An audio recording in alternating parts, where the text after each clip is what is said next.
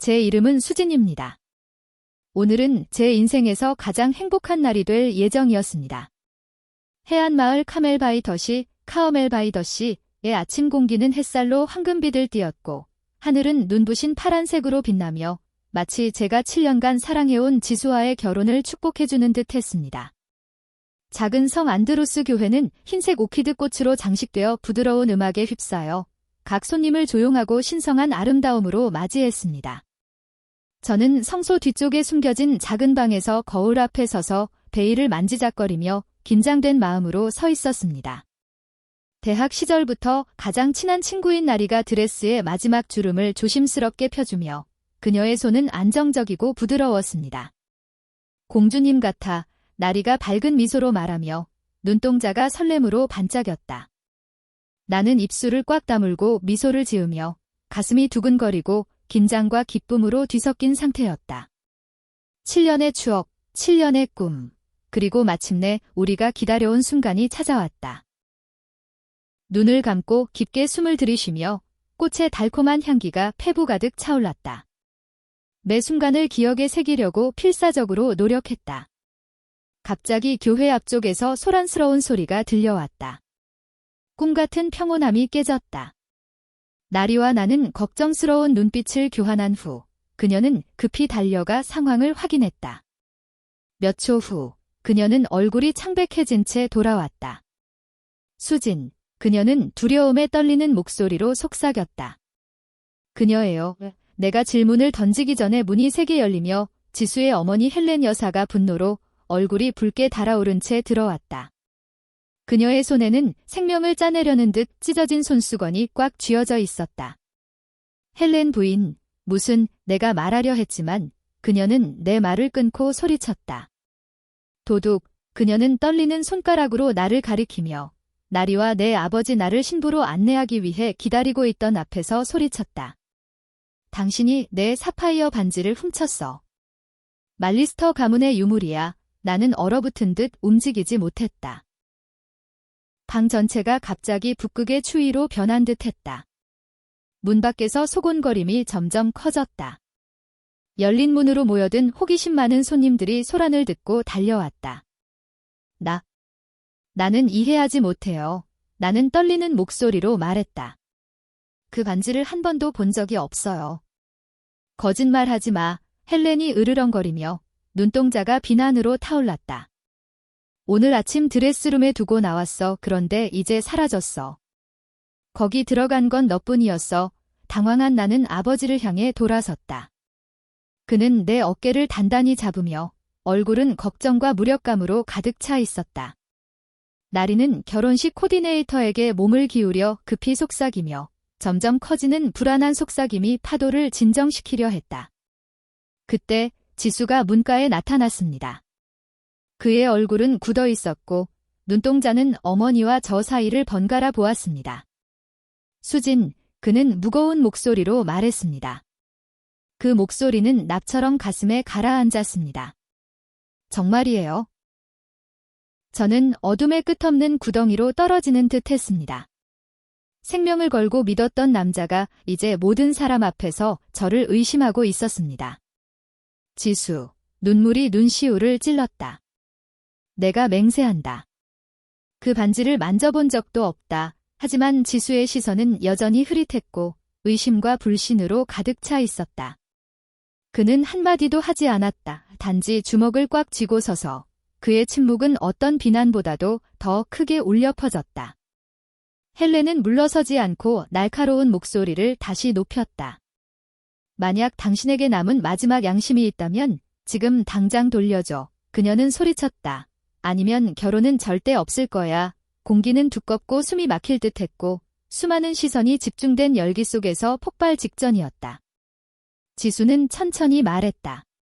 그의 목소리는 차가웠고 내가 한때 알던 따뜻함은 사라져버렸다. 만약 내가 그걸 훔쳤다면 수진아, 그는 말했다. 돌려줘. 아니면 나는 너와 결혼할 수 없어. 가슴을 움켜쥐며 부서지는 마음을 붙잡으려 노력했지만 모든 것이 우리 꿈, 모든 계획의 달들 내 눈앞에서 무너져 내리고 있었다. 지수와 눈이 마주쳤다. 한때 사랑으로 가득했던 눈동자는 이제 불확실성으로 가득 차 있었다. 오늘 나를 믿을 수 없다면 나는 속삭였다. 각 단어는 상처를 입힐 만큼 날카로웠다. 그러면 우리는 결혼해서는 안 된다. 그의 대답을 기다리지 않고 아버지의 팔을 잡은 채 돌아섰다. 뒤에서 지수의 목소리, 놀란 숨소리, 가슴을 찌르는 통증을 무시하며. 밖에는 태양은 여전히 무자비하게 빛나고 있었지만 내 안은 광활한 얼어붙은 공허함뿐이었다. 아버지가 내 손을 잡은 채 교회 계단을 뛰어내려갔다. 그는 내가 언제든 무너질까 두려워하는 듯했다. 차가운 불규칙한 돌 위를 걸을 때마다 심장이 칼로 베이는 듯했다. 한때 순백색이었던 내 결혼식 드레스는 이제 뒤로 끌리며 먼지와 자갈을 묻히고 꿈의 조각들을 끌고 갔다. 나리가 나를 따라 달려오며 숨가쁜 목소리가 내 머릿속의 소음을 뚫고 들렸다. 수진아, 기다려. 차를 불렀어. 그녀는 급히 말하며 뒤로 모여든 군중을 불안한 눈빛으로 돌아보았다. 하지만 나는 아무것도 들을 수 없었다. 세상은 침묵에 휩싸였고 내 몸은 보이지 않는 속삭임과 시선의 칼날에 찢겨지고 있었다. 지수는 나를 따라오지 않았다. 그는 나를 따라오지 않았다. 설명도, 나를 위해 싸우려는 절박한 시도도 단 한마디도 없었다. 내가 가장 필요로 했던 순간, 지수는 침묵을 선택했다. 나리가 부른 차가 교회 계단 앞에 멈췄고 아버지는 즉시 문을 열고 내 어깨에 손을 얹었다. 가자, 사랑하는 딸아, 그가 말했다. 그의 목소리는 내 주변에서 무너져가는 세상에서 유일하게 단단한 것이었다. 나는 차에 올라탔다. 결혼식 드레스가 발에 어색하게 얽혀 있었고 내 마음은 조각나버렸다. 나리는 내 옆자리에 미끄러지듯 앉으며 교회 쪽을 불안하게 쳐다보았다. 마치 지수가 달려올 것만 같았지만 그는 오지 않았다. 우리 뒤에는 헬렌의 분노에 찬 얼굴과 쳐다보는 군중만이 남아 있었다. 캘리포니아의 밝은 햇빛 아래 차는 빠르게 달아났지만 차 안은 회색빛으로 어두컴컴하고 무겁고 차가웠다. 나는 머리를 창문에 기대고 뜨거운 눈물이 뺨을 흘러내리게 내버려 두었다. 우리 내 집으로 갈까? 나리가 조심스럽게 물었다. 그녀의 목소리는 속삭임에 가까웠다. 나는 작은 고개를 끄덕였다. 내 아파트를 마주할 수 없었다. 그곳의 모든 구석구석은 지수의 추억으로 가득 차 있었다. 모든 사진, 모든 작은 소품이 심장을 찌르는 칼처럼 느껴졌다. 곧 차는 나리의 작은 언덕집 앞에 멈췄다. 대학 시절 수많은 밤을 함께 보낸 그 아늑한 곳이었다. 아버지가 먼저 내려 차 문을 열어주셨다. 마치 생일 파티에 가는 작은 딸처럼. 나는 안으로 들어섰고 속이 텅 빈 듯 가벼운 느낌이었다. 나리는 떨리는 내 어깨에 부드러운 수건을 감싸주었고 아버지는 조용히 밖으로 나가 어머니에게 전화를 걸어 끔찍한 소식을 전했다. 나는 소파에 몸을 웅크리고 앉았다. 망가진 결혼식 드레스가 여전히 내 몸에 달라붙어 원래 있어야 할 것의 유령처럼 보였다. 모든 것이 너무 빨리, 너무 잔인하게 일어났다. 1시간 전만 해도 사랑하는 남자와 손잡고 걸어가던 신부였는데 이제 떨리는 손과 부서진 마음으로 망가진 모습으로 앉아 있었다. 나리가 내 옆에 앉아 말없이 뜨거운 차를 내 손에 눌러주었다. 나는 그 차를 마치 그것이 나를 현실에 붙들어줄 수 있을 것처럼 움켜쥐며 차의 열기가 얼어붙은 피부에 스며드는 것을 느꼈다. 그것은 내가 아직 살아있다는 취약한 증거였다. 정말 미안해, 빅. 그녀는 부어오른 눈으로 속삭였다. 내가 그런 일을 할 리 없잖아. 건조하고 유머 없는 웃음이 내 입에서 새어나와 조용한 방에 어색하게 울려 퍼졌다. 이제 더 이상 중요하지 않잖아. 내 목소리는 멀리서 들려오는 것처럼 들렸다. 나를 믿어주어야 할 유일한 사람이 나를 믿지 않았다. 창밖으로 햇빛이 먼 바다 파도 위에서 춤추고 있었지만 내 눈에는 모든 것이 차갑고 공허한 보이로 보였다. 차 한 모금을 마셨다. 쓴맛이 혀를 감싸며 어떤 상처는 한밤의 눈물로 치유될 수 없다는 것을 날카롭게 상기시켰다. 갑자기 전화가 울려 나를 놀라게 했다. 나리가 화면을 바라보더니 나를 향해 돌아섰다. 그녀의 표정은 주저하는 듯 했다. 지수예요. 그녀가 조용히 말했다. 나는 얼어붙었다.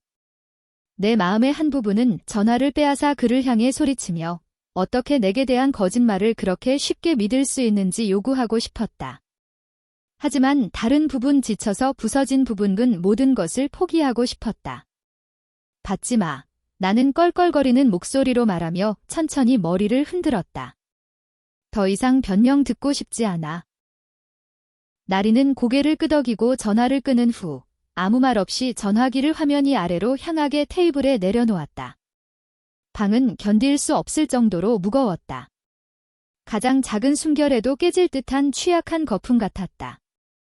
나는 여전히 망가진 결혼식 드레스를 입은 채 오후 햇살에 황금빛이 비치는 방에 앉아 있었다. 뼛속까지 느껴지는 변화의 순간이었다. 이제 더 이상 지수는 없다. 더 이상 동화 같은 삶은 없다. 나중에 우리는 작은 해변 카페의 구석 테이블에 앉아 있었다. 카페 안의 따뜻하고 부드러운 빛은 내 안의 폭풍을 진정시키기에는 역부족이었다. 나리는 내 맞은편에 앉아 가끔 내 손을 꼭 잡으며 내가 완전히 혼자 것을 조용히 상기시켜 주었다. 아버지는 문 옆에 서서 남은 존엄성을 지키는 노병처럼 굳은 자세로 서 있었다. 차 한 모금도 마시지 못했을 때 카페 문이 징글거리는 소리와 함께 열렸다. 지수가 들어섰다. 그는 몹시 지친 모습이었다. 얼굴은 말라 비틀어졌고 잠을 못 자서 눈가가 붉게 충혈되어 있었다. 그의 시선이 방을 스캔하다 내 눈과 마주쳤다. 수진, 그는 부드럽게 부르며 우리 테이블 쪽으로 빠르게 걸어왔다. 나는 차 잔을 더 세게 쥐었다. 차의 차가움이 손가락 끝으로 스며들었다. 지수는 의자를 끌어당겨 앉았다. 우리 사이에는 작은 테이블 하나뿐이었지만 그 사이에는 결코 건널 수 없는 깊은 골짜기가 있는 듯 했다. 그는 목을 삼키며 죄책감과 불확실함이 섞인 절박한 눈빛으로 나를 바라보았다. 그냥 한 번만 더 듣고 싶어. 그는 긴장된 목소리로 말했다. 나는 그의 시선을 정면으로 마주쳤다. 마음은 마비된 듯 했지만 모든 고통으로 단단히 무장되어 있었다. 정확히 무엇을 듣고 싶은 거야, 지수? 나는 차가운 목소리로 물었다. 그 목소리는 전날 밤에 부서진 속삭임과는 전혀 달랐다. 그냥 인정해. 지소가 속삭였다. 그의 머리가 자신의 말의 무게를 견디지 못하듯 숙여졌다. 그냥 반지를 훔쳤다고 말해. 약한 순간에. 그럼 내가 용서할 거야? 우리는 여전히 결혼할 수 있어? 우리는 여전히 모든 걸 가질 수 있어? 나는 카페 전체를 갈라놓는 듯한 날카로운 웃음을 터뜨렸다. 모든 시선이 우리에게 쏠렸다. 너는 내가 고백하길 원해. 나는 차갑고 의도적인 목소리로 말했다. 그냥 내가 나를 용서하기 더 쉬워지라고. 각 단어는 질식할 듯한 공기를 칼로 베는 듯했다. 지수는 대답하지 않았다. 그는 테이블을 더 세게 쥐어짜며 손가락 관절이 긴장으로 하얗게 변했다. 나는 그에게 시선을 고정시켰다. 한때 내 모든 것이었던 그 남자 이제 그렇게 작고 그렇게 가엽게 약해져서 보는 것이 아프기까지 했다. 아니요. 나는 분명히 말했다. 내 목소리는 안정적이고 강했다. 나는 하지 않았어요. 그리고 당신의 비겁함을 위로하기 위해 거짓말을 해서 나를 더럽히지 않을 거예요. 순간 지수의 눈동자에 무언가가 변했다. 분노의 빛이 그의 얼굴을 어둡게 물들였다. 그는 벌떡 일어나 가까이 다가와 낮은 목소리로 으르렁거렸다. 너는 누구라고 생각하냐? 만약 내가 아니라면 그럼 누가 했겠어? 그의 말은 열린 손바닥으로 맞은 것처럼 내 머리를 강타했다. 피가 쿵쾅거리며 이마로 솟구쳤다. 생각도 없이 내 손이 휘둘러져 그의 뺨에 강하게 부딪혔다. 공기가 갈라지는 듯한 소리가 났다. 지수는 충격과 분노로 얼굴이 붉어지며 뒤로 휘청거렸다. 주변의 손님들은 놀라 숨을 삼키며 우리 쪽을 쳐다보았고 조용하던 카페는 순식간에 속삭임으로 가득 찼다. 분노의 폭풍 속에서 지수는 내게로 돌진했다. 반응할 틈도 없이 왼쪽 뺨에 날카로운 통증이 폭발했다. 그의 손이 나를 강하게 때려 옆으로 밀쳐내며 의자에서 떨어질 뻔했다. 아버지가 순간적으로 내 옆으로 달려와 지수를 밀쳐냈다. 그가 아직 그런 힘을 가지고 있다는 걸 몰랐다. 너 뭐 하는 거야? 아버지의 목소리는 낮고 위험하게 울렸다. 지수는 아버지의 힘을 이겨내려고 했지만 아버지는 단단히 붙잡고 있었다. 그의 분노는 그렇게도 강렬하게 타오르고 있었고 필요만 하면 지수를 조각내버릴 수 있을 것 같았다. 나리가 내 옆으로 달려와 내 타는 듯한 뺨을 감싸며 흔들리는 시야를 지탱해 주었다. 카페 매니저가 급히 달려와 지수에게 즉시 나가라고 명령하는 목소리가 크게 울려 퍼졌다. 몇 명의 손님들이 일어나서 손가락을 가리키며 속삭였다. 그들의 얼굴은 충격과 공포로 뒤섞여 있었고 마치 재난이 펼쳐지는 것을 목격한 듯 했다. 지수는 아버지의 소나귀에서 벗어나며 표정이 무너졌지만 이미 너무 늦었다. 누구도 그의 말을 듣고 싶어 하지 않았다. 나는 천천히 일어나며 입술 구석에 피의 씁쓸한 맛을 느꼈다. 연한 노란 불빛 아래 내 뺨에 붉게 번진 상처가 보였다. 나리가 내 어깨를 가볍게 만지며 속삭였다. 가자, 수진. 나는 망설임 없이 고개를 끄덕였다. 우리는 떠났다. 아버지는 내 옆에 가까이 서서 사람들의 시선과 속삭이는 판단으로부터 나를 보호하는 인간 방패가 되었다. 나는 뒤를 돌아보지 않았다. 돌아볼 필요가 없었다. 지수가 거기 서서 미안해 보이든 차가워 보이든 상관없었다. 그의 손이 나를 때린 순간 우리 사이의 모든 것이 끝났다. 밖에서는 바다 바람이 내 실크 스카프를 잡아당기며 탐욕스러운 손처럼 흔들었다. 나는 스카프를 더 세게 움켜쥐며 얼굴에 자국을 숨기려 했지만 내 안쪽에서 갉아먹는 더 깊은 아픔은 숨길 수 없었다. 나리가 내 팔에 팔을 감싸며 안정적으로 보호했다. 경찰을 부르겠어요. 그녀가 조용히 물었다. 나는 그녀를 바라보았다. 그리고 내 아버지를. 둘 다 기다리고 있었고 내게 결정할 시간을 주었다. 나는 떨리는 숨을 내쉬었다. 아니요. 내 목소리는 거칠었지만 단호했다. 지금은 아니에요. 그냥 집에 가고 싶어요. 아버지는 고개를 끄덕이고 근처 택시를 손짓으로 불렀다. 그 작은 카페와 그곳이 내게 남긴 상처에서 멀어져 가는 차가 속도를 내며 사라지자 나는 자신에게 조용히 약속했다. 이 순간이 내 인생의 나머지를 정의하지 않을 거야. 나중에 나는 나리의 집거실에 몸을 웅크리고 앉아 있었다. 부드러운 노란빛이 크림색 벽에 흐릿한 후광을 들이우고 있었다. 그녀가 준 차가운 찜질은 이미 차가움을 잃었지만 뺨에 옥신거리는 통증은 여전히 남아있었다. 그 통증은 모든 것이 무너진 것을 상기시키는 끈질긴 물리적 증거였다. 밖에서는 바다 바람이 더 크게 울부짖었고 파도의 소리는 내 상처받은 마음의 벽을 두드리는 주먹 소리처럼 들렸다. 두꺼운 이불을 더 단단히 감싸며 지친 몸이 떨렸다. 눈은 마르지만 더 이상 흘릴 눈물이 없었기 때문이었다. 집으로 돌아오는 내내 울었다. 아픔이 나를 속까지 파내어 가슴에 참을 수 없는 공허함만 남길 때까지. 나리는 근처에 앉아 있었고 무릎 위에 놓인 열린 책은 잊혀진 채로 있었다. 그녀의 존재는 긴 어두운 밤 속에서 조용한 위안이 되었다. 눈을 감자 기억들이 의지대로 되지 않아 밀려 들어왔다. 지수의 차가운 시선, 그 매질, 배신. 그 장면은 끊임없이 반복되었다. 마치 끝날 줄 모르는 고장난 필름처럼. 내 마음의 일부는 여전히 받아들일 수 없었다. 7년간의 사랑이 그렇게 잔인하게 완전히 찢겨졌다는 것을 믿을 수 없었다. 새벽 3시가 거의 돼서야 나는 조각난 꿈과 날카로운 기억으로 가득 찬 불안한 잠에 빠져들었다. 나는 버려진 교회에 혼자 서서 찢어진 결혼식 드레스를 입은 채 누군가를 누구든 부르며 소리쳤지만 아무도 돌아오지 않았다. 마침내 깨어났을 때 아침의 흐릿한 회색빛이 커튼 사이로 스며들고 있었다. 머리는 돌처럼 무거웠고 몸은 지쳐서 아팠다. 마치 잔인한 전쟁을 치른 듯했다. 주방으로 기어 들어가니 나리가 걱정스러운 표정으로 조용히 아침을 준비하고 있었다. 좋은 아침이에요. 그녀가 부드럽게 말했다. 그녀의 목소리는 깨질 듯한 유리처럼 약했다. 나는 미소를 지으려 했지만 입술에 나타난 것은 창백하고 알아볼 수 없는 모방에 불과했다. 나는 테이블의 의자에 주저앉아 손으로 오렌지 주스잔을 무심코 돌렸다. 내 전화기가 옆에 조용히 놓여 있었고 그 무게는 영원히 무시할 수 없는 것이었다. 절망적인 한숨을 내쉬며 전화를 들어 켜자마자 화면이 밝아지며 미수신 전화와 읽지 않은 메시지로 가득 찼다.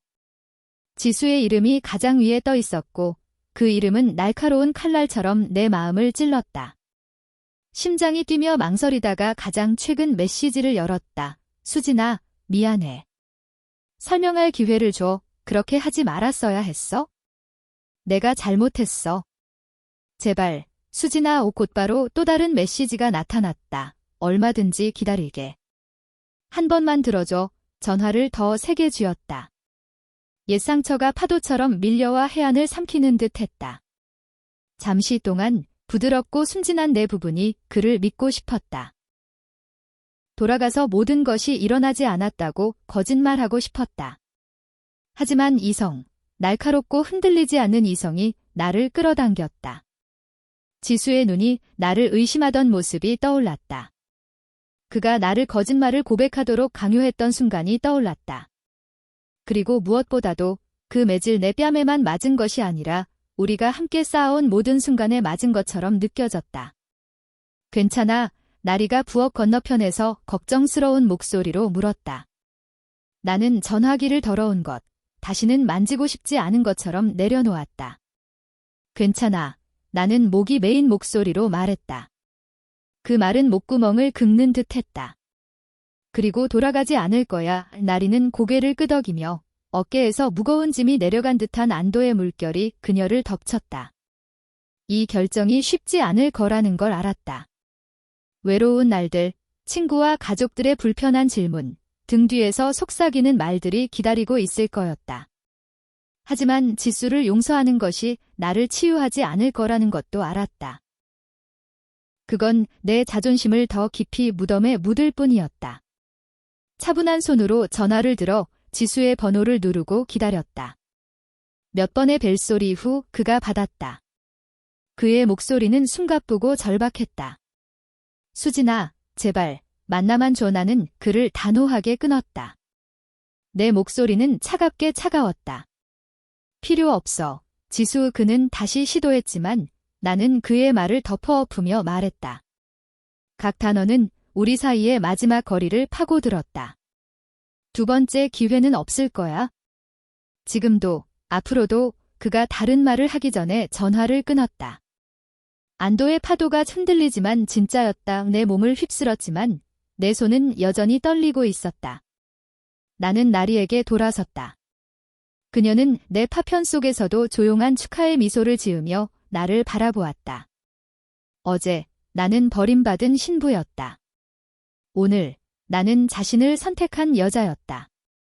이틀 후 먼지가 조금씩 가라앉기 시작할 때 지수의 메시지가 다시 화면에 나타났다. 수진아, 제발. 너에게 알려야 할 일이 있어? 내일 오전 10시에 비컨 카페에서 만나자. 오지 않으면 이해할 거야. 나는 메시지를 쳐다보며 익숙한 눈물이 차오르는 것을 느꼈다. 내 일부는 즉시 지우고 싶었다. 과거를 한 번의 터치로 지워버리고 싶었다. 하지만 다른 부분, 진실을 갈망하는 부분은 나를 놓아주지 않았다. 다음 아침, 창백한 아침 햇살이 지평선을 스치며 나는 마음속이 돌처럼 무거운 채로 비컨 카페로 걸어 들어갔다. 나리는 함께 가자고 하니 꼭 가자고 했지만 나는 거절했다. 이것은 혼자서 끝내야 할 일이었다. 내가 도착했을 때 지수는 이미 거기 있었다. 구석의 테이블에 앉아 있었다. 그는 더 말라 보였고 한때 깔끔했던 파란 셔츠는 주름지고 지친 모습이었다. 그가 나를 발견하자마자 그는 즉시 일어나며 긴장된 에너지가 그를 감쌌다. 나는 그를 인사하지 않았다. 그저 그의 맞은편 의자를 끌어당겨 앉았다. 차갑고 의도적인 동작이었다. 말해야 할 것을 말해라. 나는 건조한 목소리로 말했다. 그 말은 우리 사이의 공기를 긁어내는 듯했다. 지수는 목을 삼키며 말을 하기 전에 시선을 돌렸다. 수진. 그 반지 그는 말을 더듬었다. 제 어머니요. 그걸 찾으셨어요. 나는 미간을 찌푸리며 차가운 의심의 찌르기를 느꼈다. 찾으셨다고 나는 되물었다. 그는 비참하게 고개를 끄덕였다. 그분이 실수로 침대 옆 탁자에 두고 가셨대요. 그분이 거기에 두셨다는 것도 기억하지 못하셨대요. 차가운 소름이 등골을 타고 흘렀고 나는 테이블 아래에서 떨리는 손을 움켜쥐었다. 모든 비난, 모든 수모는 단지 실수 위에 쌓여 있었다. 지수는 머리를 숙이고 수치심이 어깨에 무겁게 내려앉았다. 엄마와 큰 싸움을 했어요. 그가 중얼거렸다. 그들과 연락을 끊었어요. 집을 나왔어요. 나는 공허하고 쓴 웃음을 내뱉었다. 그 소리가 카페의 벽을 긁는 듯 했다. 집을 나갔다고? 관계를 끊었다고 나는 낮은 목소리로 날카롭게 되물었다.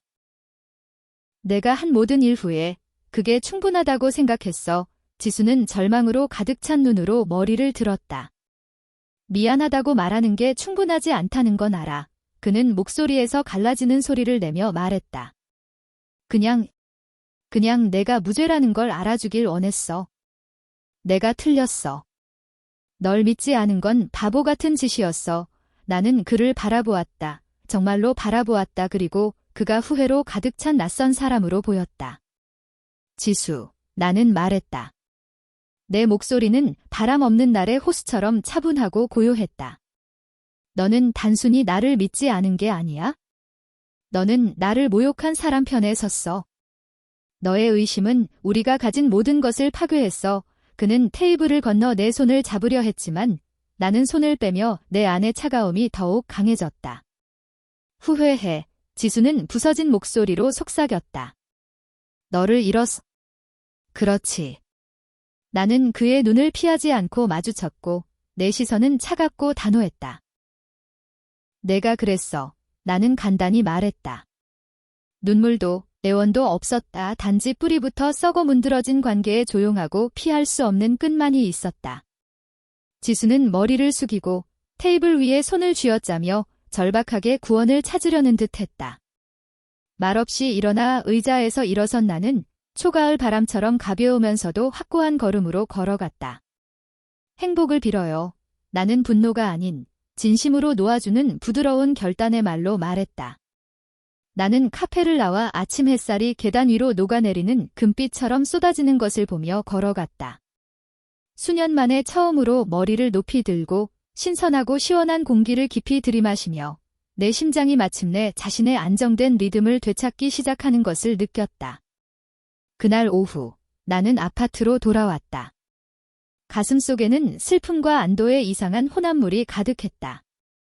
더 이상 절박한 전화도 괴로운 문자 메시지도 없을 것이다. 단지 나 혼자 더 이상 존재하지 않는 삶의 메아리만 남았다. 나는 거실 중앙에 서서 늦은 햇빛이 큰 창문을 통해 비쳐 소파에 부드러운 빛을 던지는 것을 보았다.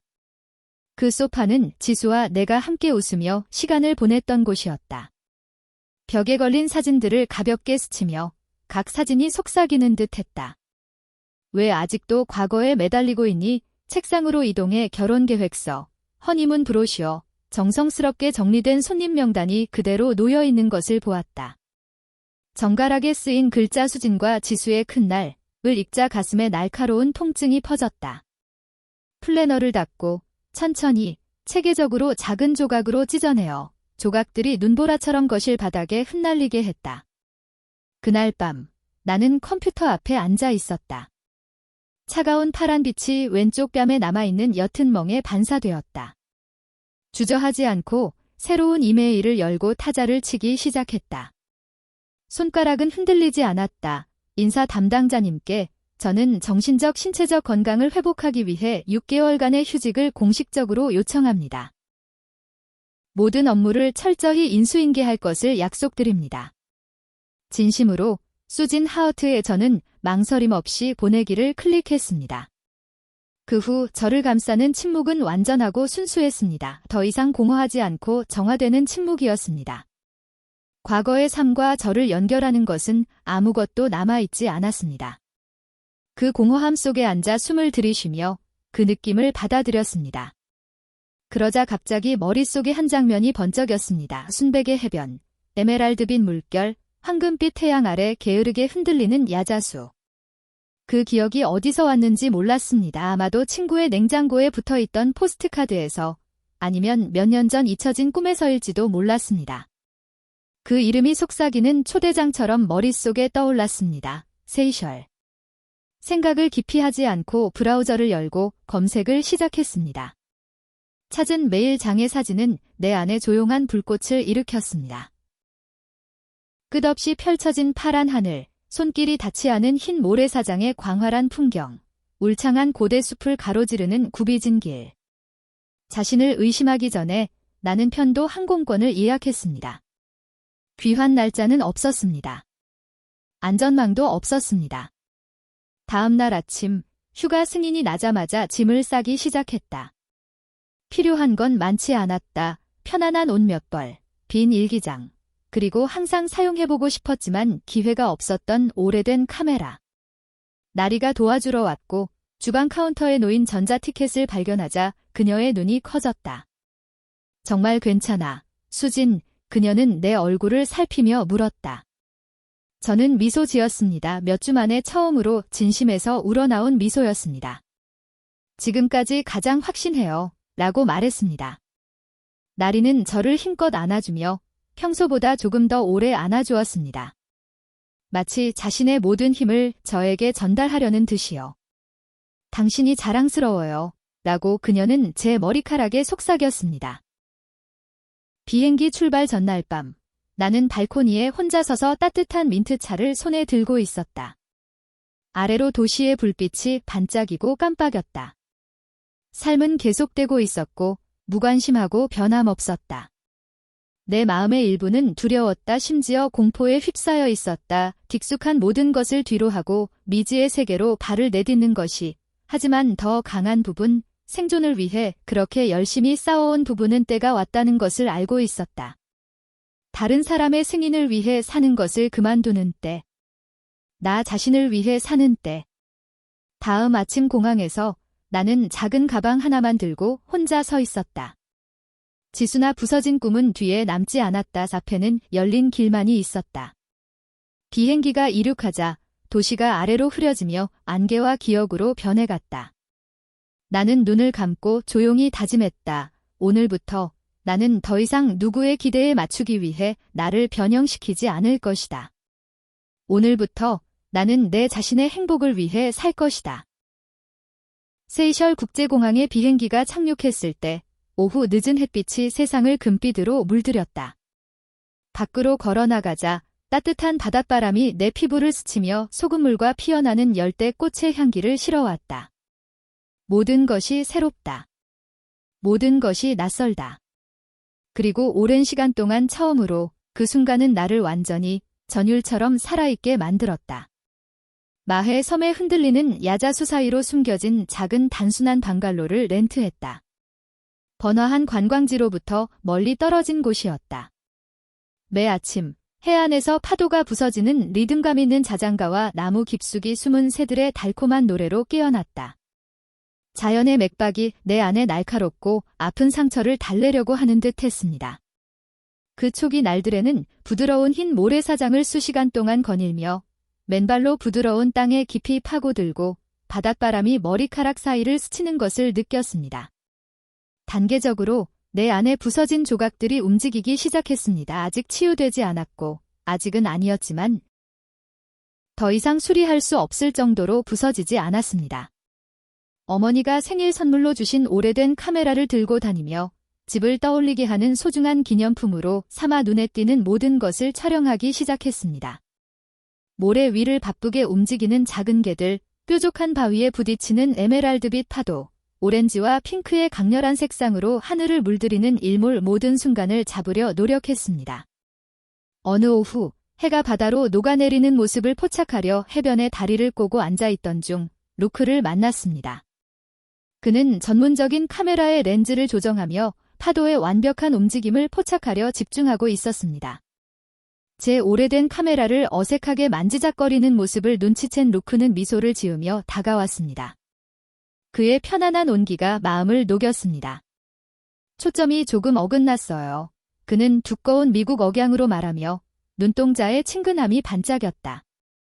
나는 그의 직설적인 말에 살짝 부끄러워했지만 그의 진심 어린 시선에 웃음이 터져나왔다. 루크는 주저하지 않고 내 옆에 앉아 렌즈를 조정하는 방법을 차분히 가르쳐주며 빛을 자연스럽게 포착하는 방법을 알려주었다. 그 단순하고 예상치 못한 만남에서 우리 사이에 특별한 유대감이 생기기 시작했다.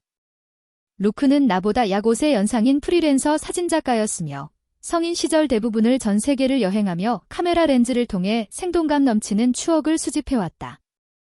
그는 파타고니아를 트레킹하며 사하라 사막에서 별 아래 캠핑을 하고 남아시아의 숨겨진 구석을 탐험한 이야기를 공유했다. 그의 이야기를 듣는 동안 저는 제 고통보다 훨씬 넓고 놀라운 세계를 엿볼 수 있었습니다. 자연의 광활한 배경 앞에서 상처가 작게 느껴지는 세계였습니다. 루크와 함께라면 모든 것을 다른 시선으로 바라보게 되었습니다. 슬픔으로 흐릿해진 시선이 아닌 단순하고 진실된 세부사항의 아름다움으로 날카로워진 시선으로요. 우리는 끝없이 함께 시간을 보냈습니다. 화려한 현지 시장 탐험, 관광객이 거의 찾지 않는 작은 마을을 배회하며 황량한 해변에서 황금빛 햇살을 쫓는 날들이었습니다. 루크는 인내심으로 저를 가르쳐 주었습니다. 순간순간의 덧없음을 주목하고 미소나 스쳐가는 시선 속에 숨겨진 무언의 이야기를 듣도록 격려했습니다. 어느 저녁, 별이 가득한 하늘 아래 배의 갑판에 앉아 반쯤 마신 코코넛 음료를 옆에 두고 있을 때 루크가 생각에 잠긴 표정으로 저를 돌아보았습니다. 수진, 그는 차분한 목소리로 말했습니다. 사진을 더 큰 것으로 만들 생각은 해본 적 있니? 단순히 취미 이상의 것으로 저는 부드럽게 웃으며 머리를 흔들었습니다. 저는 큰 것을 할 만큼 충분히 좋지 않다고 생각했어요. 저는 고백했습니다. 루크는 나에게 천천히 확신에 찬 미소를 지었다. 너는 그걸 보는 눈이 있어 가르칠 수 없는 것, 기술은 물론이지만 느낌은 선물이야. 이 그의 말은 내 마음 깊은 곳에 작은 불꽃을 심었다. 꺼지지 않는 불꽃이었다. 일주일 후 작은 해변 카페에서 함께 사진을 편집하던 중 루크가 예상치 못한 제안을 했다. 남부 태국에 다이빙 센터를 운영하는 친구가 있어요. 그는 가볍게 말하며 나를 바라보았다. 그가 커뮤니케이션 관리와 활동 사진을 찍을 사람을 찾고 있어요. 한번 시도해볼 생각은 없어요. 잠시 동안 나는 얼어붙었다. 다시 한번 삶을 뿌리째 뽑아 다른 나라로 이사가고 완전히 낯선 일에 뛰어들어야 한다는 생각은 짜릿하면서도 두려웠다. 과거의 소진은 그런 무모하고 야생적인 모험을 결코 고려하지 않았을 것입니다. 하지만 이제 모든 것을 겪은 후 나는 더 이상 그 두려운 소녀가 아니라는 것을 알았습니다. 루크의 차분하고 안정된 눈을 바라보며 압박이 아닌 열린 문을 보았습니다. 한밤 동안 생각해볼게요. 라고 속삭였습니다. 루크는 단순히 고개를 끄덕이며 부드럽게 미소 지었습니다.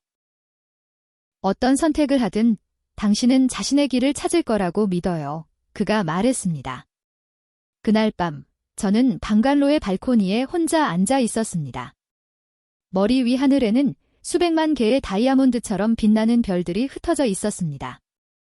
바다 바람이 야자나무 사이를 스치며 자유와 새로운 시작의 약속을 속삭였습니다. 그리고 깊은 곳에서 저는 알았습니다. 새로운 장이 기다리고 있었고 저는 그 페이지를 넘길 준비가 되어 있었습니다. 한 달 후 나는 푸켓 국제공항에 도착해 눈부시게 파란 하늘 아래 비행기에서 내렸다. 습한 열대 공기는 소금과 향신료의 향기로 가득 차 있었고 활기찬 사람들의 목소리가 공기를 채웠다. 루크의 친구 마크가 터미널 밖에서 나를 맞이했다. 40대 초반의 거친 미국인 남자로 햇빛에 그을린 피부와 넓은 미소를 지고 있었다. 신발은 선택 사항이에요 라고 마크가 농담하며 내 가방을 오래된 픽업 트럭 뒤로 들어 올려주었다. 나는 웃었다. 몇 주 만에 처음으로 진짜로 자연스럽게 웃은 순간이었다. 우리는 코코넛 나무로 둘러싸인 구불구불한 길을 따라 카타노이 해변으로 향했다. 다이빙 센터는 그곳에 숨겨져 있었다. 바다의 황금빛 모래가 건물의 가장자리를 끝없이 초대하는 듯 했다. 내 방은 단순했다. 대나무 침대, 창가 옆 작은 나무 책상, 그리고 머리 위에서 부드럽게 돌아가는 천장 선풍기. 창문을 벌려 따뜻한 바닷바람이 쏟아지자 나는 다른 것이 필요 없다는 것을 깨달았다. 완벽했다. 새로운 삶은 바로 다음 날 시작되었다. 아침에는 다이빙 등록을 관리하고 이메일을 확인하며 고객 문의에 답변하는 일을 점점 더 자신감 있게 처리했다. 오후에는 카메라를 목에 걸고 열린 바다로 나가 다이빙 그룹에 합류해 수면 아래에서 펼쳐지는 마법 같은 순간을 포착하기 위해 준비했습니다. 처음에는 어색하고 부끄러울 정도로 서툴렀습니다. 파도는 예상보다 강했고 끊임없이 나를 끌어당겼으며 열대 태양은 너무도 강렬해 선크림을 한 번만 바르지 않아도 개처럼 빨갛게 타버렸습니다. 하지만 마크와 다이빙 센터 팀원들은 끝없이 인내심을 보여주며 매 단계마다 격려해 주었습니다. 천천히 저는 이 새로운 생활 리듬에 적응해 갔습니다. 해가 떠오르는 첫빛과 함께 깨어나 차가운 젖은 모래 위를 맨발로 걸어 바다로 향하며 신선하고 짭짤한 공기를 들이마시는 것. 현지 동료들로부터 배운 몇 마디 태국어와 영어를 섞어 대화하며 웃음과 손짓으로 이어지는 대화를 즐겼습니다. 가장 중요한 것은 거의 잊어버렸던 것을 다시 느끼게 되었다는 것입니다. 과거의 무거운 그림자에서 벗어나 진정으로 살아가는 느낌. 카메라는 제 가장 가까운 동반자가 되었습니다. 모든 것을 촬영했습니다. 깊은 파란 바다 아래에서 기쁨으로 손을 흔드는 다이버들, 화려한 산호초 위를 유영하는 반짝이는 물고기 떼, 처음으로 바다 바닥을 만지는 관광객들의 놀라움 가득한 눈동자. 다이빙 센터의 웹사이트와 소셜미디어에 사진을 올리기 시작했고 곧 투어 예약이 급증했습니다. 마크는 팀 회의 때마다 공개적으로 저를 칭찬했습니다. 수진, 그는 자랑스러운 눈빛으로 말했습니다. 당신은 이곳에 생명을 불어넣고 있어요. 날마다, 주마다 저는 이 새로운 타피스트리의 필수적인 실이 되어가는 것을 느꼈습니다. 과거에 저는 누구도 신경 쓰지 않았습니다. 제가 지고 있던 아픈 과거도 중요하지 않았습니다. 그들은 지금의 저만을 보았습니다. 매일 새로운 것을 만들기 위해 열정적으로 나타나는 소녀를요. 어느 저녁, 야간 다이빙 촬영을 마치고 다이빙 센터 계단에 혼자 앉아 평온한 바다에 반사되는 달빛을 바라보았습니다. 휴대폰을 열고 옛 회사에서 받은 이메일을 조용히 다시 읽었습니다. 휴가 후 복구해야 하는 마감일이 다가오고 있음을 상기시켰습니다. 모든 이메일을 무감정하게 스크롤한 후 휴대폰을 조용히 무릎 위에 놓았습니다. 선택은 명확했고 놀랍게도 더 이상 두려움이 없었습니다. 돌아가고 싶지 않았습니다. 무균실 같은 사무실도, 회색 회의도, 깨진 추억으로 가득 찬 익숙한 거리도. 여기서는 매일 파도의 소리로 시작되고 지평선 너머로 색상의 폭포가 쏟아지는 것으로 끝났습니다.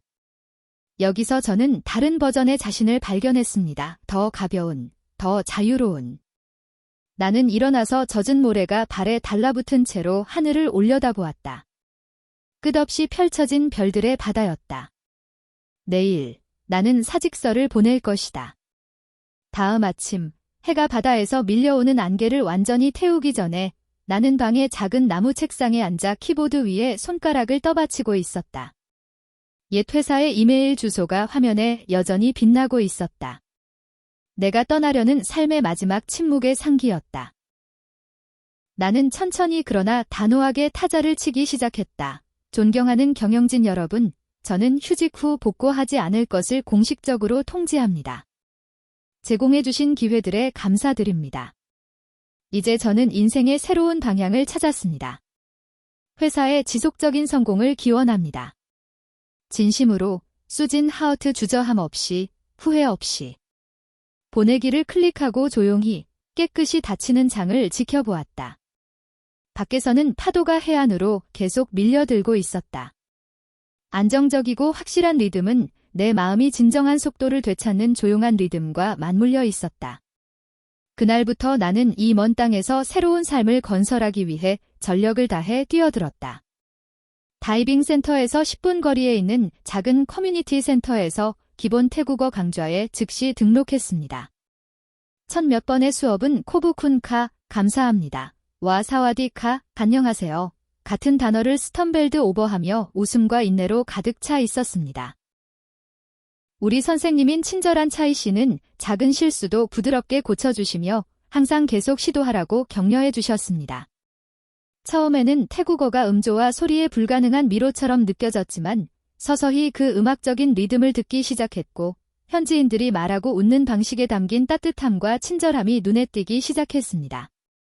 낮에는 다이빙 센터에서 일하며 투어 일정 확인, 방문객 도움, 카메라로 수중 모험을 촬영하는 일을 계속했습니다. 밤에는 언어 교과서에 파묻혀 간단한 문장을 반복 연습하며 말이 자연스럽게 입에서 나오기 시작할 때까지 노력했습니다. 사진은 단순히 조용한 취미에서 진정한 열정으로 꽃피웠습니다. 이제 저는 바다속 순간만을 포착하는 것이 아니라 숨겨진 어촌, 번화한 야시장, 깜빡이는 가로등 아래에서 놀고 있는 아이들이 있는 어두운 골목길을 찾아다니기 시작했습니다. 각 사진은 단순히 이미지가 아닌 한순간의 심장 박동, 단 한 프레임에 포착된 현실의 조각이 되었습니다. 처음부터 나를 믿어준 마크는 다이빙 센터에서 작은 전시회를 열자고 제안했습니다. 처음에는 그 생각이 나를 공포에 떨게 했습니다. 내 작품이 공개적으로 전시되는 것이 압도적으로 느껴졌지만 그의 지속적인 지원과 팀 전체의 격려로 용기를 내어 동의했습니다. 전시회 당일 제 사진들은 다이빙 센터 복도에 인쇄되어 걸려 있었습니다. 관광객들, 현지인들, 심지어 경험 많은 다이버들도 각 프레임을 주의 깊게 살펴보며 예상보다 훨씬 오래 머물렀습니다. 한 호주 관광객이 저를 향해 환하게 웃으며 말했습니다. 당신은 이곳의 영혼을 정말 잘 포착하셨네요. 그 말은 단순한 진심으로 가득 차 있어 제 목이 메었습니다. 화려한 타이틀도 반짝이는 인증서도 없었습니다. 그 순수하고 진심 어린 칭찬만으로도 제가 올바른 길을 가고 있다는 것을 알려주었습니다. 점차 저는 진정한 평화가 과거의 기억에서 도망치는 것에서 오지 않는다는 것을 이해하게 되었습니다. 그것은 과거를 직면하고 극복하며 가장 작은 것부터 하나씩 자신을 재건하는 과정에서 왔다는 것을 깨달았습니다. 여기서의 삶은 더 느리고 깊었습니다. 시장에서 낯선 사람에게 미소 짓는 법을 배웠고 단 한 장의 완벽한 사진을 위해 수시간 동안 잠수하는 것도 인내로 받아들였습니다. 물 위에 퍼지는 아침 해돋이와 지평선 너머로 불꽃처럼 지는 저녁 해질녘에 감사하는 법을 배웠습니다. 어느 밤 달빛의 부드러운 빛 아래 해변에 앉아 있을 때 조용히 거대한 깨달음이 찾아왔습니다. 과거를 떠올릴 때 더 이상 아프지 않았다는 것. 지수, 파리, 옛 꿈들 그들은 이제 내 기억의 선반에 조용히 쉬고 있는 끝난 장들일 뿐이었습니다. 저는 저를 부쉈던 것들로부터 멀리 벗어나 있었습니다. 그리고 더 중요하게도 제가 결코 진정으로 받을 자격이 있다고 생각하지 않았던 것을 찾았습니다.